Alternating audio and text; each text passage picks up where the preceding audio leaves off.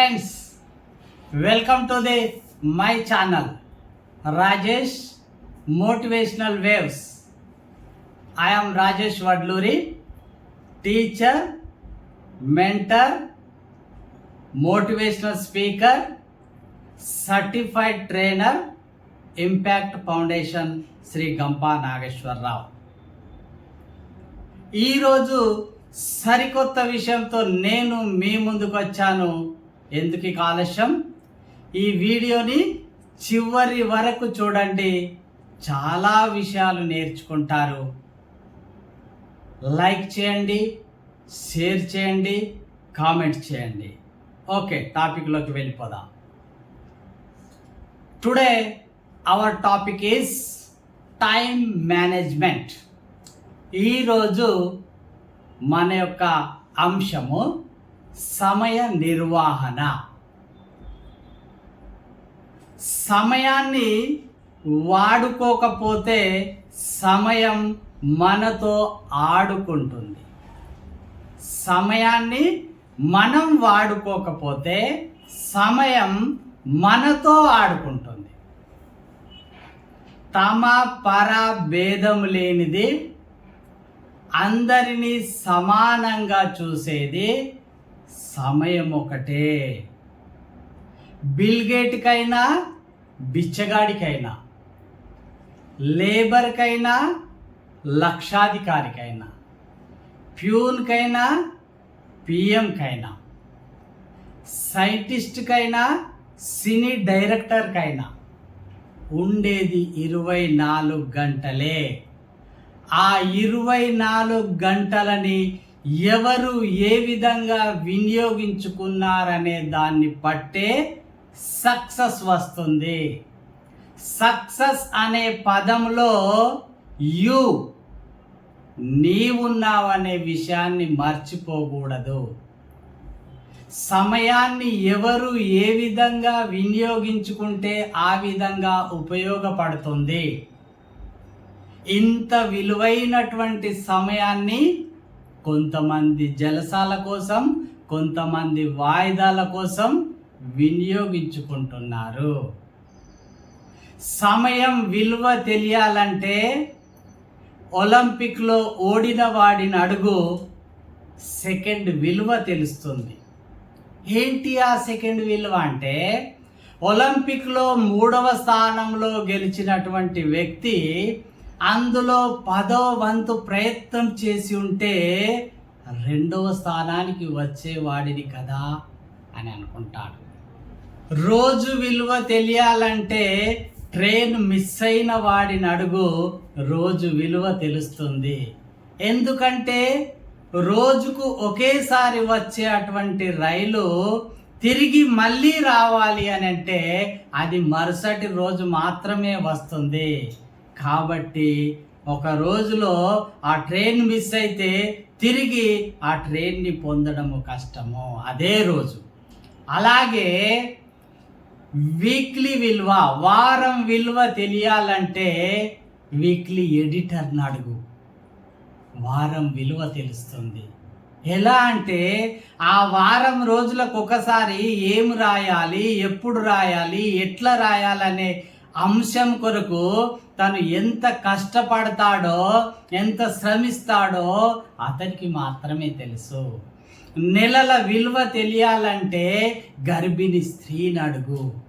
ఎందుకనంటే తన కడుపులో బిడ్డ పెరుగుతూ ఉంటే కడుపులో జరిగే అటువంటి మార్పులు ఏంటనేటివి ఆ తల్లికి మాత్రమే తెలుస్తుంది. సంవత్సరం విలువ తెలియాలంటే ఫెయిల్ అయిన విద్యార్థిని అడుగు, సంవత్సరం విలువ తెలుస్తుంది. ఒకసారి ఫెయిల్ అయినటువంటి వ్యక్తి తిరిగి సంవత్సరం వరకు ఖాళీ ఉండవలసి వస్తుంది అని అంటే తన జీవిత కాలంలో 1 సంవత్సరాన్ని వ్యర్థంగా కోల్పోయాడన్నమాట. ఇంత విలువైనటువంటి సమయాన్ని మరి మనం ఏ విధంగా ఈ రోజులలో, ఈ జనరేషన్లో ఎలా వినియోగించుకుంటున్నారో సమయాన్ని మనం చూద్దాం. Youth Android phones, smart phones, వీటిలలో వాట్సాప్, ఫేస్బుక్, ఇన్స్టాగ్రామ్, ట్విట్టర్లలో బిజీగా ఉంది. సమయం ఏందో గుర్తించటలేదు. తాగడము, తినడము, ఎంజాయ్ చేయడం మాత్రమే ఈ రోజులలో జనరేషన్ ఉంది. అదే old age diagnosis, detections, BP, sugar, thyroid, cholesterol అంటూ రోగాల కొరకు వాటిని తెలుసుకోవడానికి మందులు వాడడానికి హాస్పిటల్లో చుట్టూ తిరుగుతున్నారు.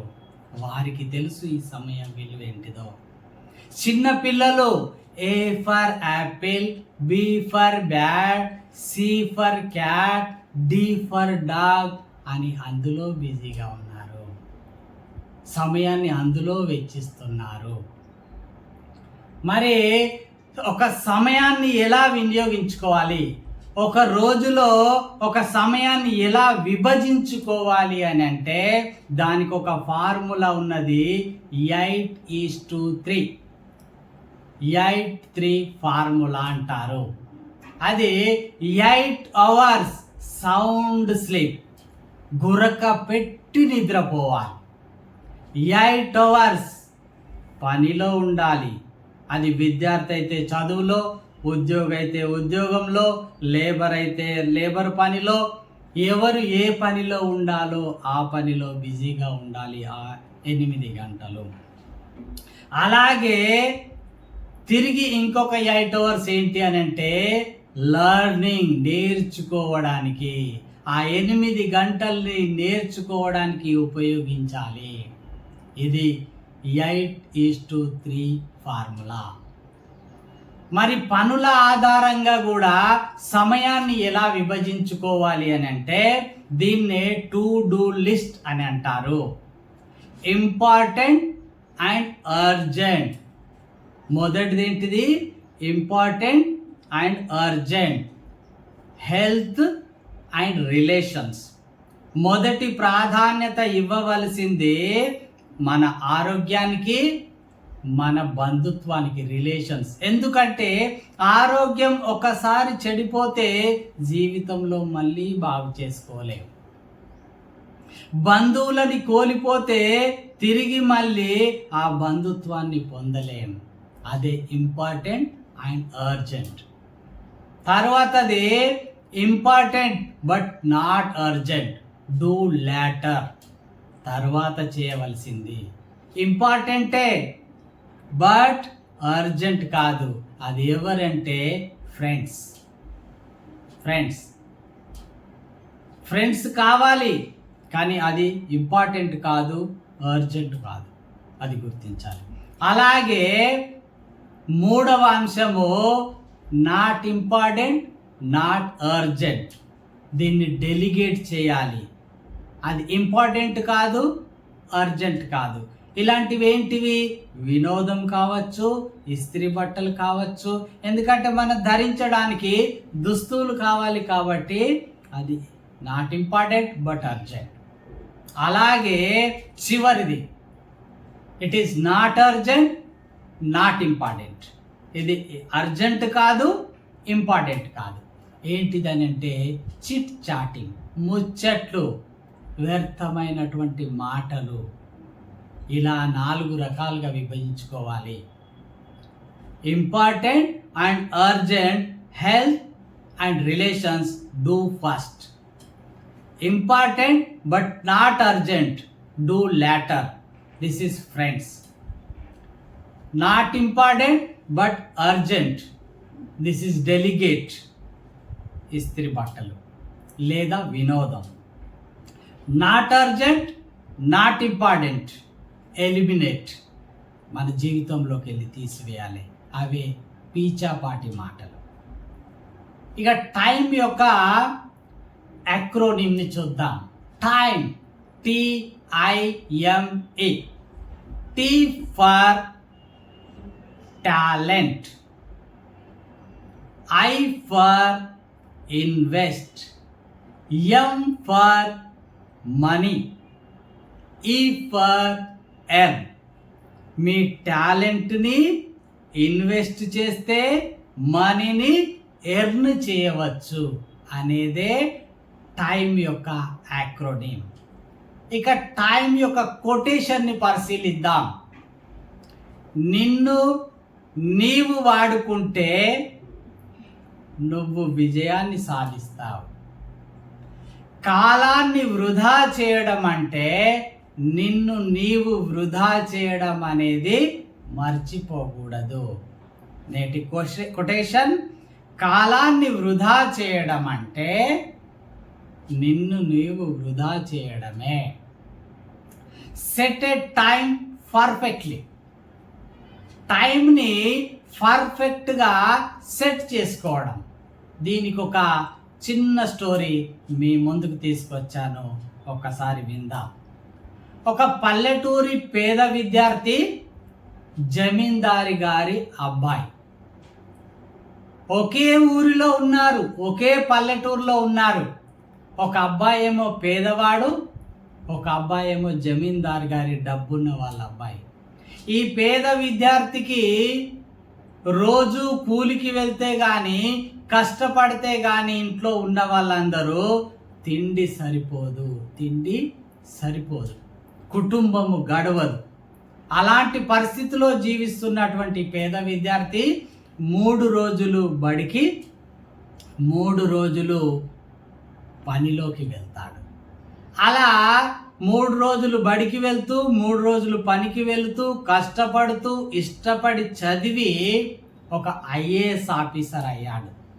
అదే ఊరిలో ఉన్నటువంటి జమీందారి గారి అబ్బాయి, నాకేం తక్కువ, నాకు ధనం ఉంది, డబ్బు ఉంది, హోదా ఉన్నది, మా అమ్మ నాన్నదని సమయాన్ని నిర్లక్ష్యం చేశాడు. కాబట్టి ఆయన సమయాన్ని గుర్తించలేదు. కాబట్టి ఏ స్థానంలో ఉండాలో అక్కడే ఉన్నాడు.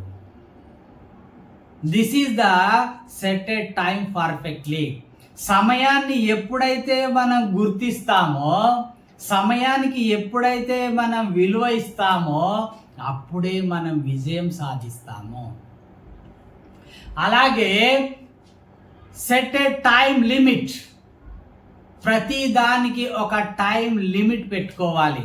దీనికి గోడ గడియారము, మొబైల్ ఫోన్ 2 అంశాలను మీ ముందుకు తెచ్చాను.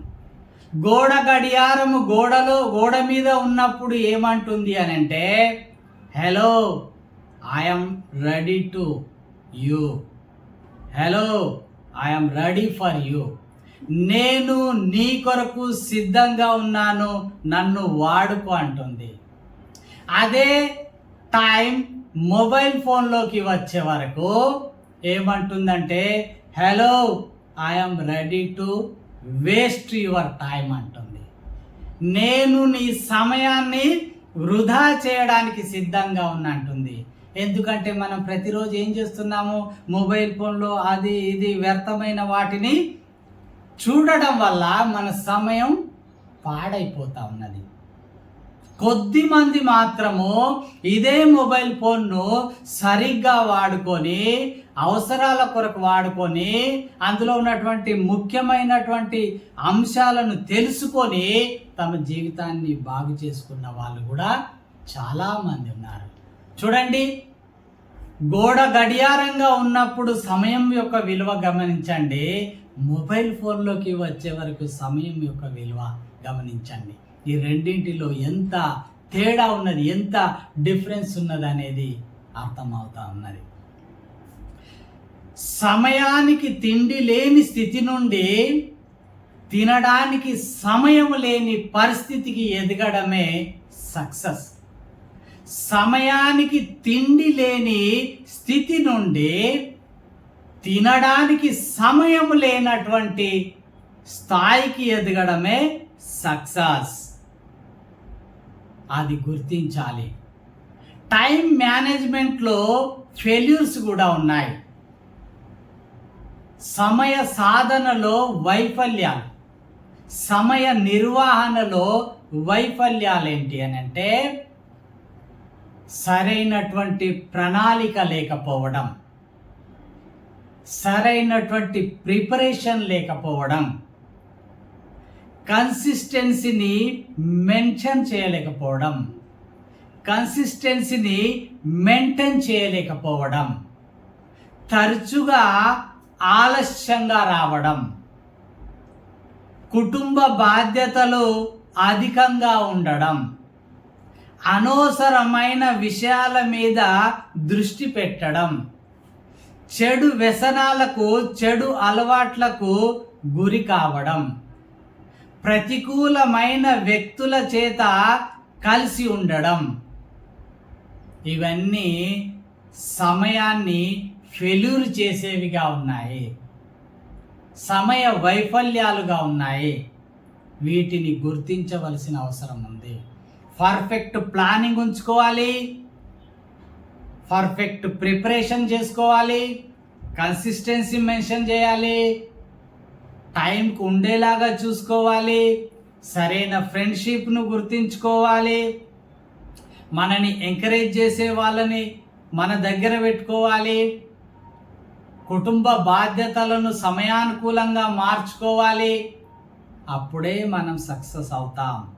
ఇవి సమయ నిర్వహణలో ఉన్నటువంటి అంశాలు. చివరిగా తులసిదాస్ ఏమంటారని అంటే, కల్ కర్నే కా కామ్ ఆజ్ కర్, ఆజ్ కర్నే కా కామ్ అభీ కర్ అంటారు. ఇందులో ఎంత రహస్యం దాగి ఉందండి. రేపు చేయవలసిన పనిని ఈరోజే చెయ్యి, ఈరోజు చేయవలసిన పనిని ఇప్పుడే చెయ్యి. ఇంకా కొంచెం సేపు అవుతే ఏం జరుగుతుందో తెలియదు, ఏం మారుతుందో తెలియదు, ఎలాంటి పరిస్థితులు వస్తాయో తెలియవు. కాబట్టి సమయాన్ని మన గుప్పిట్లోకి ఉంచుకోవాలి. సమయానికి అనుకూలంగా సమయాన్ని మన చేతుల్లోకి తెచ్చుకొని సమయాన్ని సాధించాలి, విజయాన్ని సాధించాలి. అప్పుడే సక్సెస్ అవుతాం. టైం మేనేజ్మెంట్ అనడం కంటే సమయాన్ని సద్వినియోగం చేసుకోవడం అనడంలో గొప్ప విశేషం దాగి ఉందని తెలియజేస్తూ మీ అందరికీ ధన్యవాదాలు తెలియజేస్తున్నాను. Signing off, I'm Rajesh Vadluri. Thank you, one and all.